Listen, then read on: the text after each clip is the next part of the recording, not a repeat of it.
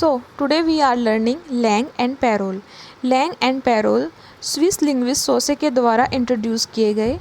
उनकी book publish हुई course in general linguistics 1916 में, और जो इसी बुक में उन्होंने यह इंट्रोड्यूस किए। एक्चुअली उनकी यह बुक उनके द्वारा दिए गए लेक्चर्स थे जो उनके स्टूडेंट्स के द्वारा उनकी डेथ के बाद कंपाइल करा के पब्लिश कराए गए 1916 में। तो बात कर रहे हैं, दो एस्पेक्ट है लैंग्वेज के, लैंग एंड पैरोल। पहले बात करते हैं लैंग की।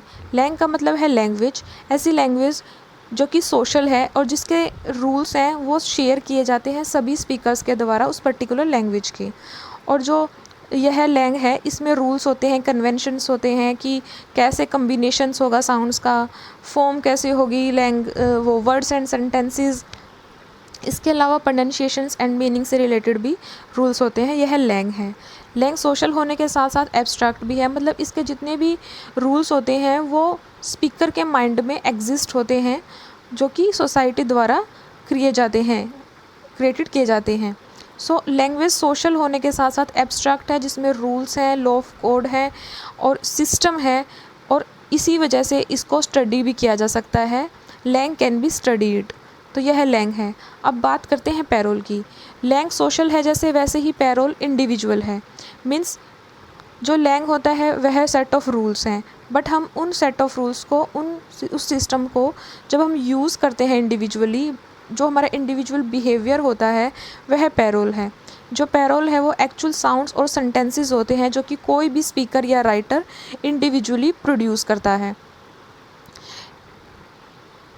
It can be said that the language system is Lang and while language behavior is Parole। मतलब language system हो गया Lang और Parole हो गया behavior, language behavior Parole हो गया।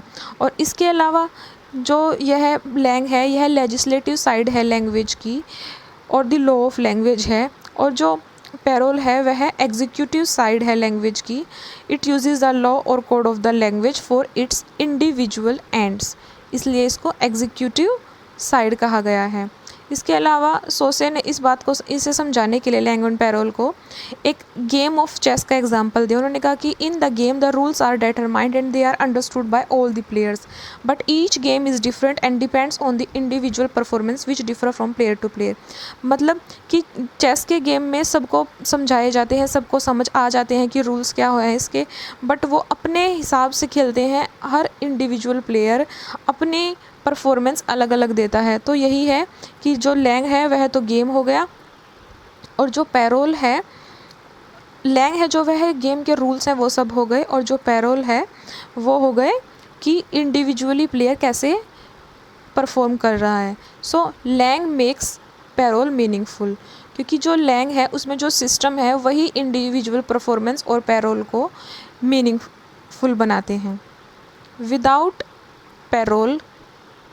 Without Lang, parole could never be understood and could not serve as a means of communication. So, language is system which makes the individual performance or parole meaningful.